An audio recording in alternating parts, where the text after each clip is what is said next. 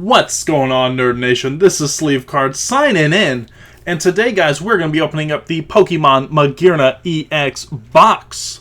But today we are going to be doing something a little bit different, and we're going to be talking about a little topic from the news, just to kind of liven things up.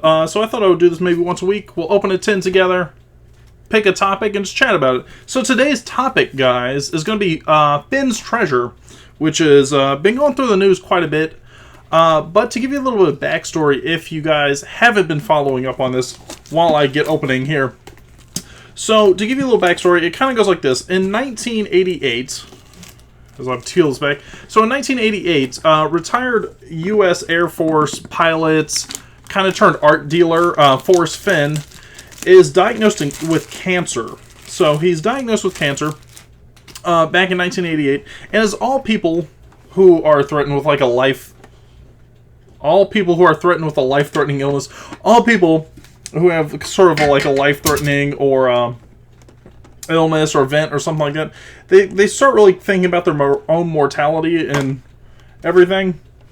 So Forrest Finn's no different. So what he ends up doing is he comes up with this idea that he is going to take a treasure chest. Because he's an art dealer, and he kind of deals in antiquities, stuff like that, he's going to take a treasure chest, he's going to pack it full of all kinds of goodies, and then he's going to hide it somewhere up in the Rocky Mountains, and then he's actually planning to end his life. So he feels like he's going to pack this treasure chest up, hide it out, end his life, and then someone will discover it, maybe a couple months, maybe years, something like that down the line, and actually find his bones and his treasure chest, very much like a Pirates of the Caribbean kind of thing.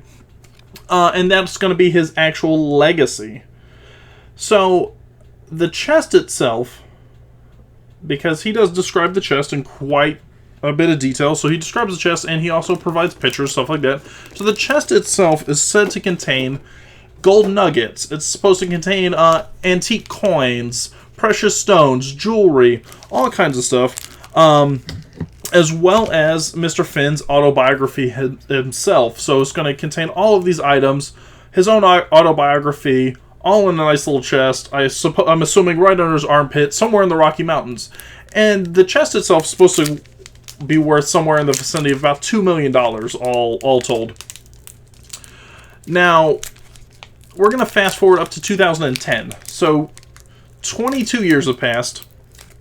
And, oh my goodness, if I can get this one open. 22 years have passed, and a very much alive, still kicking, 80-year-old Forrest Fenn, who has actually survived his cancer, he goes on to publish a book called The Thrill of the Chase. And inside of this book is a poem. And the poem itself actually goes on to explain how he actually has hidden the treasure, and allegedly, within the poem, there are 9 clues in which you can find it. So, the treasure is supposedly hidden out in the Rocky Mountains, and there's 9 clues within this poem that leads everyone, supposedly, directly to the very spot in which you can find the poem. Now, I'm going to go ahead, I'm going to set this out real quick so I can read the poem to you. So, here's how the poem reads. And I'm literally reading, I'm going to read off my computer screen verbatim, in case you guys, want to go grab a shovel. And, one of those little kiddie beach kits that they sell to children for making castles. If you want to go, and knock it out at the Rocky Mountains, go for it. So the poem reads, "As I have gone alone in there, and with my treasures bold, I can keep my secret where, and hint of riches new and old. Begin it where the warm waters halt, and take it in the canyon down. Not far, but too far to walk. Put in below the home of Brown. From there it's no place for the meek. The end is ever drawing nigh.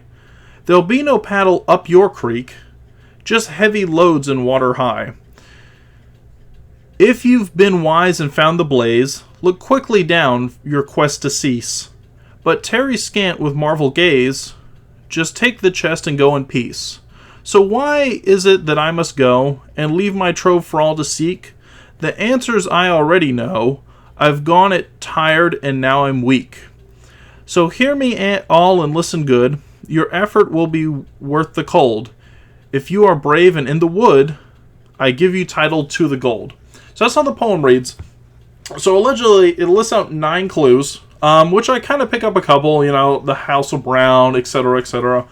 But here's the thing. So in 2010, he publishes this poem, which says that the chest is hidden somewhere in the Rocky Mountains, and that poem right there is all the clues you need to find it. Woo! Woo, woo, woo! Exernius Break. Exernius Break, baby! So we got Exernius Break, and we have Samurott. But, as I was saying, it supposedly leads you, directly to it, where you could trip over it. Now, as of today, as of literally June 25th, 2017, there is 0 record of anyone having found it. So no one seemed to have been able to find it. However, I did say that this was a news story that's been floating around. So if you guys haven't been keeping up with it, or haven't heard of it, or anything like that, that's just a little backstory for you. But why is it in the news today? Did someone finally find the treasure? Unfortunately not. So, the reason why we're talking about it is because last week, Colorado pastor Paris Wallace actually became the second person in a little over 18 months to actually have passed away while searching for it. Now, according to New Mexico authorities, Wallace had been searching in an area about, I believe, 60 miles or so north of Santa Fe, when it appears that he fell in the river and drowned. So he was actually reported missing by his family. His family, he was supposed to meet up with them, I believe, for a vacation or family outing a little later after he had done a little bit of digging around. And he never showed up. So, of course, they reported him missing. Now, when they went and searched for him, they found his truck along the riverbed, and about 5 miles downstream is where they actually located his body.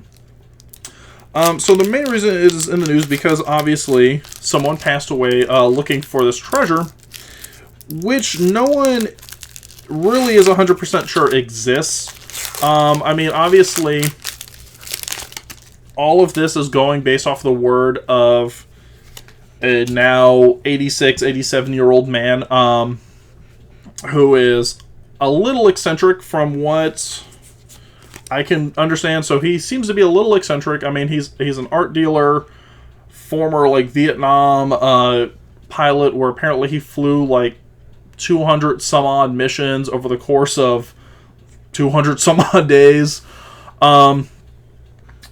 And obviously there's a big outpouring of sympathy and whatnot for the now widow of this man. But there's obviously a lot of calls, especially from authorities in New Mexico, authorities really in all the states in the Rocky Mountains where this would affect. So Colorado, Utah, Montana, all those kind of areas. There's a big call for Forrest Fenn to go and collect his treasure. And then, of course, call off the hunt. Whoa! Woo, I like that. Nice and hollow, super shiny Machamp. But there's a big call for him to call off his hunt.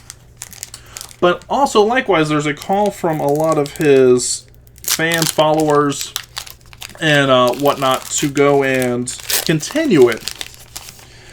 And Forrest Fenn himself actually has come out and said that he pretty much plans on continuing the hunt, and that the treasure chest actually isn't hidden someplace that would be dangerous, because he himself hid it when he was 79, 80 years old.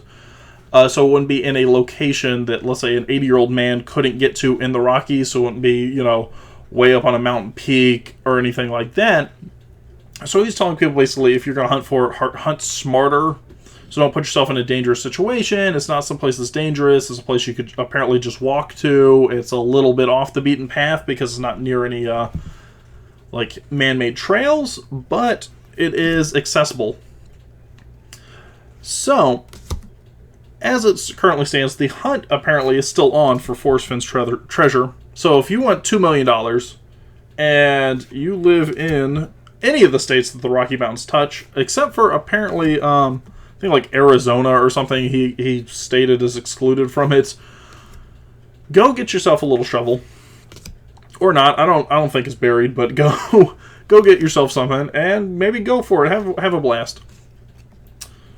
But with that being said, I'm just kind of curious to see what you guys think about it.